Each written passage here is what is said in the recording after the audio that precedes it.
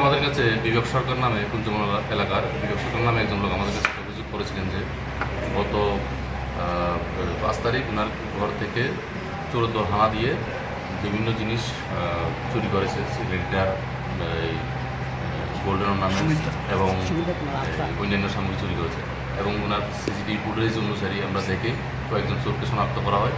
শনাক্ত করার পরে ওদের সঙ্গে আরও অন্যান্য কারা জড়িত আছে আমরা সার্চ করতে থাকি। এবং ইন দ্য মিন টাইম আরেকটা কমপ্লেন আসে আমাদের কাছে, এই যে আসাম রাইফেল মন্দির এবং কুমারডিলা কালী মন্দির থেকে বিভিন্ন জিনিস চুরি হয়েছে, মন্দিরের ঘণ্টা এবং অন্যান্য জিনিস। এবং এই খেজুর বাগান এলাকা থেকে ব্যাটারি চুরি হয়েছে। তো সবগুলি তদন্ত করতে গিয়ে সেটা আমরা এটা তদন্ত করতে গিয়ে চোরের দলকে আমরা ধরি এবং তাদের কাছ থেকে আমরা এই সামগ্রীগুলি উদ্ধার করি।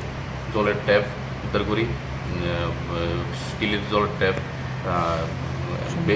ঘণ্টা 3টা, 4টা টোল ঘণ্টা, ব্যাটারি, একটা গ্যাস সিলিন্ডার, গোল্ডেন চেইন, একটা ইয়াররিং 1 পেয়ার এবং একটা বাইসাইকেল উদ্ধার করি।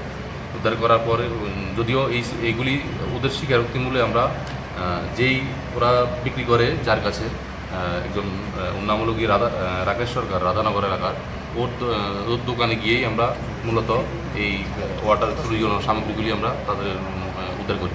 এবং আমরা টোটাল মোট 9 জনকে আমরা উদ্ধার করি। রাকেশ সরকার সহ টোটাল 9 জন চোর আমরা গ্রেপ্তার করে আমরা থানাতে নিয়ে আসি এবং আজকে আমরা মাননীয় আদালত প্রদান